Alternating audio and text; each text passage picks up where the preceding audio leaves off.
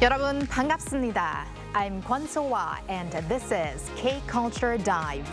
Join us in taking a deep dive into the heart of Korean culture, from K-entertainment to AI news, K-culture in photos, and in our K-Correspondent segment today, we go over to Kyrgyzstan to connect with Korea's ambassador to the Central Asian country. And with that, let's dive in. Joining me for today's show is Bella Kim. Hello, Bella. Hi, Soa, and hello to everyone joining us today on K-Culture Dive. I'm Bella Kim, here to co-host and bring you the latest in K-entertainment. We're going to kick off with K-entertainment news, Bella, and let's start with one of Korea's top actresses who won an award in New York. Yes, it's actress Ji-hyun has received one of the highest honors at the New York Asian Film Festival, further cementing her status as a global star. Jeon was presented with the Extraordinary Star Asia Award at the festival's gala ceremony held last week. The award recognizes actors who have made outstanding contributions to Asian cinema and achieved international success. The New York Asian Film Festival selected Ji-hyun's latest film, Colony, which is 군체 in Korean, as its opening film, and she attended the festival alongside the film's director Yeon Sang-ho and met with fans from around the world. The film has already become a box office hit in Korea, surpassing 5.9 million moviegoers, and was also officially invited to the midnight screening section of the 79th Cannes Film Festival. With honors from Cannes and now even New York, Ji-hyun continues to expand her presence on the global film stage. Some veteran stars just seem to be shining even brighter on the screen or on the stage decades into their career. Right. And why have I also mentioned on the stage? It's because a legendary K-pop boy group Big Bang, they are going to be on a world tour, as you previously mentioned. Yes. But I hear that the title of the world tour has been unveiled. Yes, it's finally revealed. Big Bang have revealed the title of their new world tour, celebrating the 20th year anniversary of the group's debut. On Tuesday, YG Entertainment revealed the official title poster for the tour through the group's social media channels, and the title of the new tour is XX Cosmos. The title, contributed by the members, reflects both Big Bang's 20-year history and the future they will continue to build with their fans. YG explained that XX represents the group's 2 decades together, while Cosmos symbolizes connection, relationships, and continuity, representing the shared journey that Big Bang and their fans have built together through the group's music. The tour will kick off at Goyang Stadium here in Korea from August 21st to 23rd, before continuing to 19 cities across the globe for a total of 33 performances. The anniversary tour is expected to celebrate Big Bang's remarkable legacy while looking ahead to the group's next chapter with their fans. Wow, 20 years on. I it's know. Really great to see such a second-generation boy group, one of the most influential boy groups of that generation, still shining big. And we are going to continue with a world tour, but this time a younger group, and it's a girl group. Tell us more. Yes, it's the ITZY, K-pop girl group ITZY, have sold out 2 more stops on their ongoing world tour. JYP Entertainment announced that ITZY's Tunnel Vision concerts in Macau on August 15th and in Taipei on September 5th have both sold out. Now, this follows previously sold out shows in Tokyo, Hong Kong, and also Kaohsiung. The world tour, which began in Seoul, will continue across Asia and Europe with upcoming performances in cities such as London, Paris, and Singapore. Before heading out again, ITZY will hold their 5th official fan meeting at Olympic Hall in Seoul on August 8th and 9th, spending some more quality time with Korean fans. I hope they're going to make the best out of that occasion. And Bella, thank you for those updates. Yes, I'll stick around. All right, now let's go over to our AI anchor Arirang for more on the culture front. Arirang. Thanks, Soa. Here's your AI guide to the latest cultural headlines from Korea. Let's begin with our top story. The UNESCO World Heritage Committee has urged Japan to do more to honor the commitments it made when the Sado Mine was inscribed as a World Heritage Site, saying the country has not adequately acknowledged the history of forced labor involving Koreans at the mine. The committee said Japan had made some progress toward implementing its recommendation in its exhibition strategy to reflect the site's full history, but concluded that the efforts remain insufficient. It called on Japan to submit an implementation report by December next year, with the committee set to review the report at its 50th session in 2028. The recommendation is also expected to be raised at the World Heritage Committee meeting set to be held in Busan later this month. South Korea's expanded Culture Day program is encouraging greater participation in cultural activities. Since the program was expanded in April from monthly to weekly, nearly 7 in 10 participants say they have taken part in more cultural and arts events. According to the Culture Ministry's survey of 1,000 visitors at Korea's 6 major public cultural institutions, 71% of respondents said the initiative had increased their participation in cultural and arts activities. The program also received strong approval, with a 90% satisfaction rate.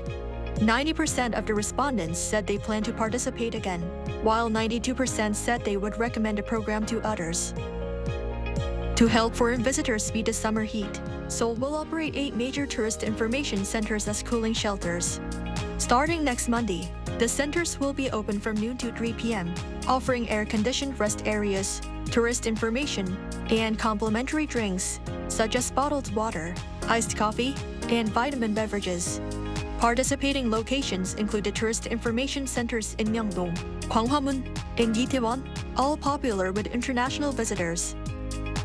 That's all from me. Turning now to a quick look at more K-culture stories making headlines today.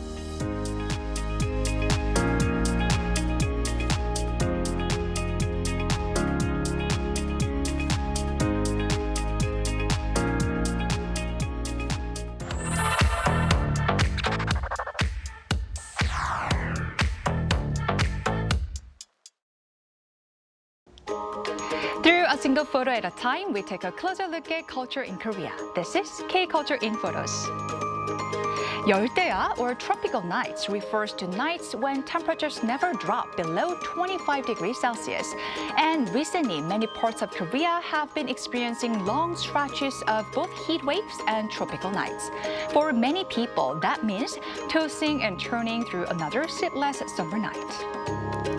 Even after sunset, the heat lingers. Many people had to pass a tree-lined path or the beach for an evening walk, hoping to catch a cooler breeze. For some, nighttime has become the best time to get outdoors. Others cool off in outdoor night pools or gather near rivers to enjoy refreshing water features. Just look at the thermometer. It's 32 degrees Celsius at 8 p.m. No wonder so many people are searching for ways to beat the heat after dark. In Busan's Gwanghwamun Beach, even car-free roads have been transformed into nighttime rest areas, complete with hammocks and screened tents, giving people a comfortable place to unwind on hot summer nights. A good night's sleep has become a luxury worth paying for, especially among younger Koreans. As the sleep economy continues to grow, more people are looking for new ways to rest and recharge. Some wellness events now replace chairs with cozy beds, inviting visitors to simply lie down, relax, and even enjoy a lunchtime nap in a calm, comfortable setting. Others take the idea even further with soothing live performances, gentle lighting, and calming scents designed to help people relax. Some even feature soft acoustic performances, creating an atmosphere that's as relaxing as it is entertaining. From light stretching to intimate classical concerts, these unique experiences encourage both the body and mind to slow down. It's all part of a growing wellness trend that turns rest into an experience. For many young Koreans, quality sleep is no longer just a necessity. It's an investment in well-being.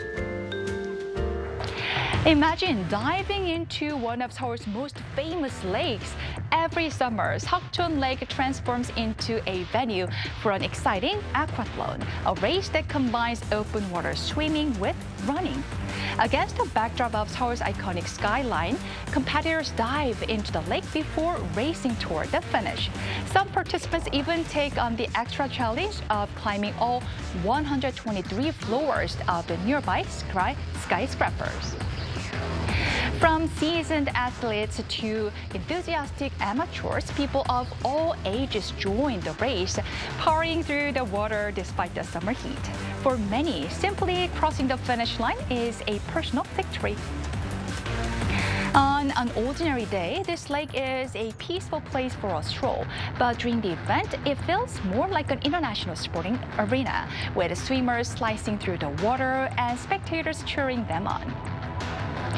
And while only one person stands on the winner's podium, everyone who crosses the finish line has something to celebrate.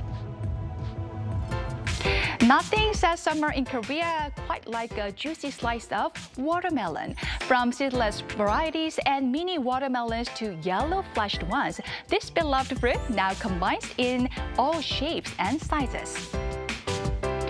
For busy shoppers and single-person households, pre-cut watermelon has become a bestseller, ready to eat and enjoy to carry. It's a convenient way to enjoy summer without the hustle of slicing a whole watermelon. Watermelon also stars in classic summer treats like hwachae, a refreshing fruit punch, as well as nostalgic watermelon-shaped ice cream, and more recently, even hwachae-inspired frozen desserts have become seasonal favorites. And the latest social media craze, watermelon sorbet. Scoop out the fruit, chill the shell in the freezer, then scrape the flesh while gradually mixing in milk. The result is a naturally creamy pastel pink dessert. Beautiful to look at and refreshingly sweet, it's easy to see why so many people are making their own watermelon sorbet at home this summer. July in Korea is more than just hot weather. It's a season filled with unique traditions, new trends, and unforgettable experiences.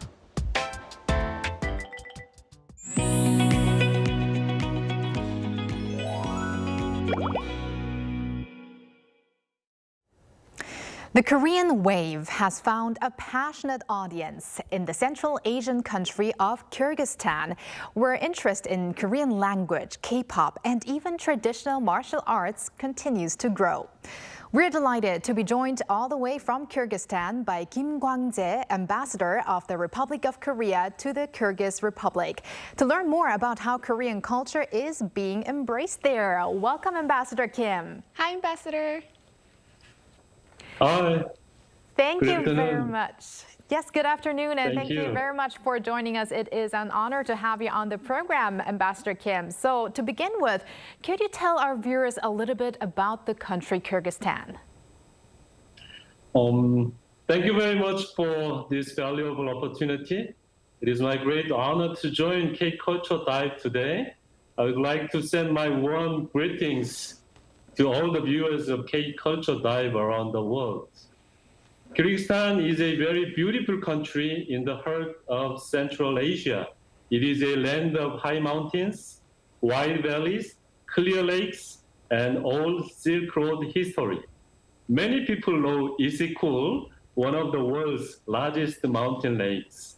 But for me, the real beauty of Kyrgyzstan is also its people. Kyrgyz people are warm, open, and very proud of their nomadic traditions. The country has a population of about 7.3 million, but it has a very long, strong spirit. It is a small country in size and population, but it has a big heart, a deep culture, and is an important place in Central Asia. Right. So then, having served there as Korea's ambassador for nearly 2 years, you've had the chance to get to know the country well. So what similarities have you noticed between Korea and Kyrgyzstan? That's a good question. I have noticed many similarities. First, both Koreans and Kyrgyz people place great value on family. Respect for parents and elders is very important. Also, sharing food is a very natural way to show care and friendship. I also feel a very similar spirit in both peoples. Korea had to overcome many difficulties in its modern history, and Kyrgyzstan also has a proud history of resilience and independence. There are also some familiar patterns in languages, such as sentence order, which can make Korean feel less distant to Kyrgyz learners. Even some everyday words sound alike. For example, the Korean dumpling mandu is called mandu in Kyrgyzstan. So when Koreans come here, they often feel this place very different, but somehow familiar. Well, I know how I'm going to order dumplings in Kyrgyzstan. Yes, definitely. So we're talking about language here, and we did hear that interest in learning Korean is especially strong in Kyrgyzstan. In fact, the country's King Sejong Institute actually ranked first worldwide in enrollment in both 2023 and 2024. So why do you think so many people are eager to learn Korean? I think there are three main reasons. First, many young people in Kyrgyzstan see Korea as a country that changes very quickly through education, hard work, and creativity. That story is meaningful for them. Second, Korea culture is very popular. K-pop, dramas, K-films, food, and beauty products make Korea feel close and attractive. And third, Korean language is useful because it can open doors to study in Korea, work in Korea, build a career with Korean companies and institutions. So Korean is not just a foreign language here. For many young Kyrgyz people, it is a language of dreams, opportunity, and connection. I mean, you did mention that people learn Korean because of K-pop and K-drama, but also because they're looking for chances to work or study in Korea as well. So which of the two do you think motivates them more to study Korean? It is really the both. For many young people, K-pop and dramas are the first door.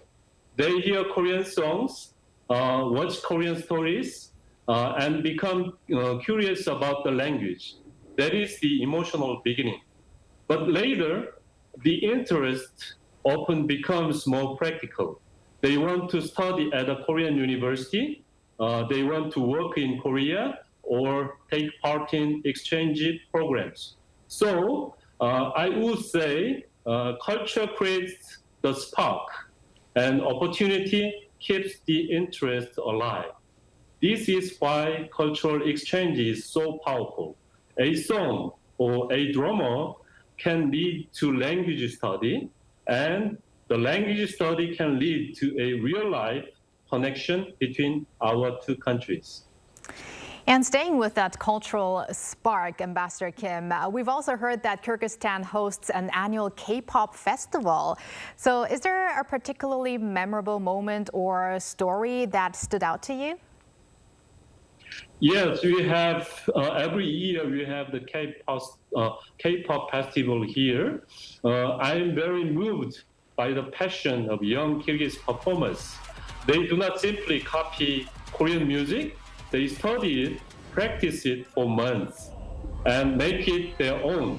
I remember one group that came from a town far from Bishkek.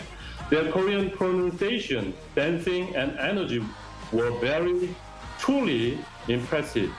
What touched me most was not only the performance, but also the spirit behind it.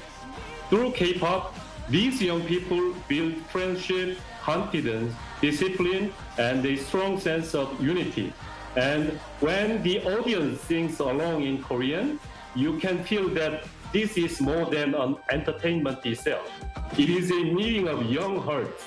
Moments like this show us that culture can bring people close in a very natural and powerful way.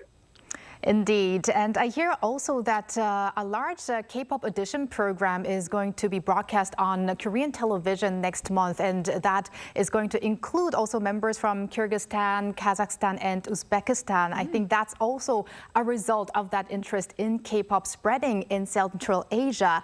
But Ambassador Kim, beyond Korean K-pop and Korean language, cultural exchange has recently expanded through Tangsudo, a traditional Korean martial art. So could you briefly introduce Tangsudo and what aspects of it seem to appeal most to people in Kyrgyzstan that is?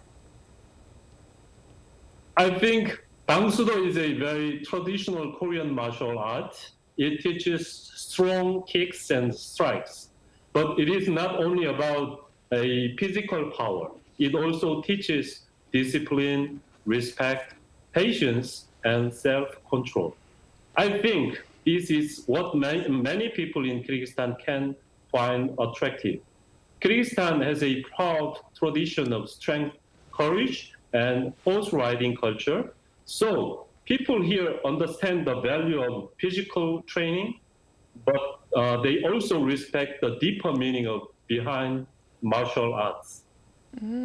So we are talking about martial arts here. How would you compare Kyrgyzstan's traditional martial arts with Korean martial arts? Are there any similarities or notable differences that you could mention?